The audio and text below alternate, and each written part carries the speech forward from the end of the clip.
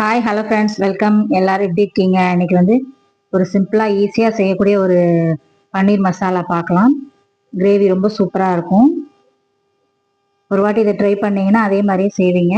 செய்யவும் நல்லா ஈஸியாக இருக்கும். இது எப்படி செய்யலாம் அப்படிங்கிறத பார்க்கலாம். ஃபர்ஸ்ட் ஒரு மிக்சி ஜார் எடுத்துக்கலாம். எதையும் வதக்க வேண்டாம், அப்படியே அரைச்சிக்கலாம். வதக்கி அரைக்கணும் அவசியம் இல்லை. ஒரு 6-7 ஏலக்காய் எடுத்துருக்குறேன்.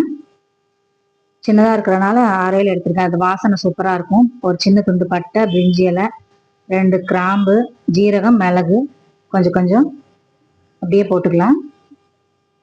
ஒரு 6 பல் பூண்டு, இதோட கொஞ்சம் தக்காளி, ஒரு 2 தக்காளி கட் பண்ணி வச்சிருக்கிறேன், அதை இதோட சேர்த்துக்கலாம். வெங்காயம் இந்த தக்காளியெல்லாம் வதக்கிலாம் அரைக்க வேண்டாம், அப்படியே போட்டு அரைச்சி செய்யுங்க, சூப்பராக இருக்கும். ஒரு பெரிய சைஸ் ஆனியன் எடுத்து கட் பண்ணி வச்சிருக்கேன்.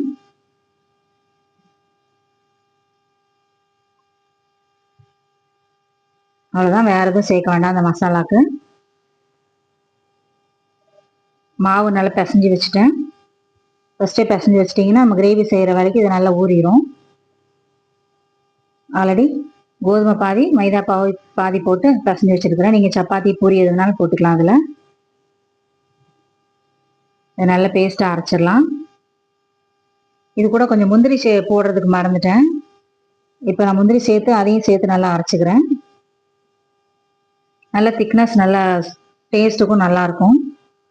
அதையும் சேர்த்து அரைச்சி எடுத்துட்டேன். ஒரு பேன் அடுப்பில் வச்சுக்கலாம். ஒரு 2 table spoon oil, 1 table spoon நெய் ஊற்றிக்கலாம். பன்னீர் ஒரு கியூப் ஃபுல்லாக எடுத்துருக்கிறேன். கடையில் வாங்கின பன்னீர் தான். அதை அப்படியே சேர்த்துக்கலாம். கொஞ்சம் அடுப்பை ஸ்லோவாக வச்சுட்டு சேருங்க. பன்னீர் உள்ள ஈரம் தெரிக்கும் மேலே, அதனால அடுப்பை கொஞ்சம் ஸ்லோவாக வச்சுக்கோங்க. 2 பக்கமும் கொஞ்சம் கலர் சேஞ்ச் ஆகிட்டு வர வரைக்கும் பரட்டி விட்டா போதும். ரொம்ப ஃப்ரை ஆக வேண்டாம். லேசாக கலர் சேஞ்ச் ஆனோன்னா எடுத்துடலாம். அதே ஆயிலே, அதே கடாயிலே போட்டு நம்ம அரைச்சி வச்சிருக்கிற மசாலா பேஸ்ட் அதையும் சேர்த்துட்டு மிக்ஸ் பண்ணிக்கோங்க.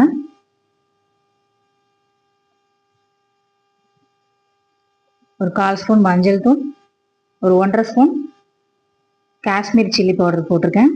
இந்த காரத்துக்கு தக்க மாதிரி போட்டுக்கோங்க.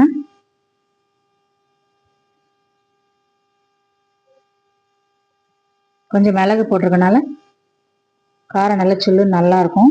இந்த மசாலா ரொம்ப டேஸ்டாக இருக்கும். அது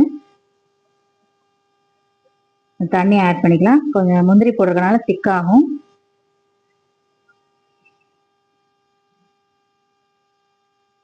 பன்னீருக்கு தேவையான உப்பு சேர்த்துக்கலாம்.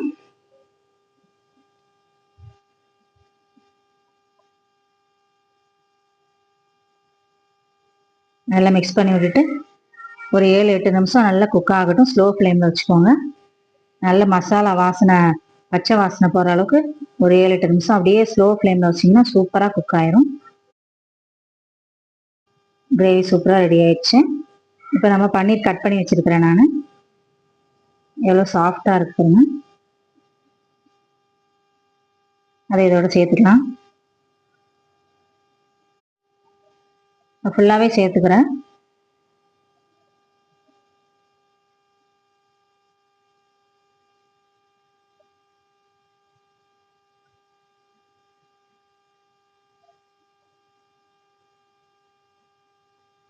நல்லா மிக்ஸ் பண்ணி விட்டுக்கோங்க. மிக்ஸ் பண்ணி விட்டுட்டு கொஞ்சம் மூடி வச்சு குக் பண்ணலாம். ஒரு 2 நிமிஷம் குக் பண்ணால் போதும். மூடி வச்சிடலாம். அது மசாலாவோட சேர்ந்து கொஞ்சம் குக் ஆகட்டும். நான் கொஞ்சம் எக்ஸ்ட்ரா பன்னீரே கொஞ்சம் போட்டிருக்கேன். இன்னொரு பாதி பன்னீர் வச்சுருந்தேன், அதையும் சேர்த்து இதில் போட்டேன். நல்லா சூப்பராக ரெடி ஆயிடுச்சு பாருங்கள். இப்போ கொஞ்சம் கஸ்தூரி மேத்தி சேர்த்துக்கலாம். விருப்பப்பட்டால் சேர்த்துக்கோங்க, இல்லைன்னா வேண்டாம். கஸ்தூரி மேத்தி சேர்த்தா கொஞ்சம் இன்னும் கொஞ்சம் வாசனையாக இருக்கும்.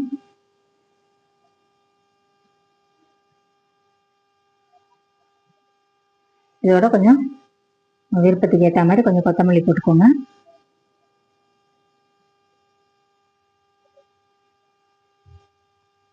அவ்வளோதான், சூப்பராக ரெடி ஆயிடுச்சு பன்னீர் கிரேவி. ஸ்பைஸியாக இருக்கும், ரொம்ப நல்லா இருக்கும் சாப்பிட்றதுக்கு. செய்கிறதும் ரொம்ப ஈஸி. ஓகே ஃப்ரெண்ட்ஸ், நீங்களும் இந்த மாதிரி செஞ்சு பார்த்துட்டு எப்படி இருக்குன்னு கமெண்ட் பண்ணுங்கள். ஓகே, பாய். நல்லா சுட சுட சப்பாத்தி இல்லாட்டி பூரி நான் வச்சு சாப்பிடும்போது சூப்பராக இருக்கும் இந்த கிரேவி.